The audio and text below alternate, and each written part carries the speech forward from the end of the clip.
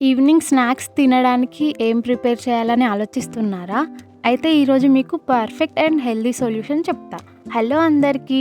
ఈరోజు మనం చాలా సింపుల్‌గా, టేస్టీగా, హెల్తీగా ఉండే రోస్టెడ్ మకానా ఎలా చేయాలో చూద్దాం. ఇది ఆయిల్ లేకుండా ప్రిపేర్ చేసే స్నాక్. వెయిట్ లాస్‌కి హెల్ప్ చేస్తుంది. కిడ్స్ నుంచి ఎల్డర్స్ వరకు అందరికీ పర్ఫెక్ట్.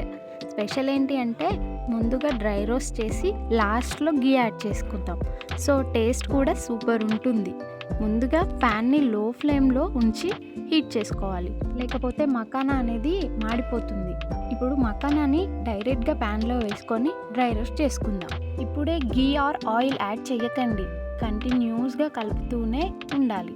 ఇలా చేస్తే అన్ని సైడ్స్ ఈక్వల్‌గా రోస్ట్ అవుతుంది. మీకు తెలుసా, మకానా అనేది లో క్యాలరీస్ స్నాక్.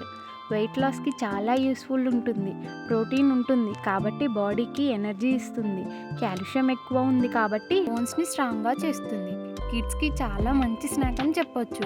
డయాబెటిస్ ఉన్న వాళ్ళకి కూడా ఇది సేఫ్ స్నాక్ అనే చెప్పొచ్చు.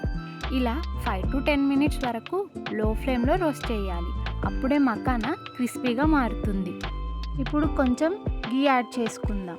ఘీ యాడ్ చేసుకున్నాక ఒక మకానా తీసుకొని ప్రెస్ చేసి చూడండి.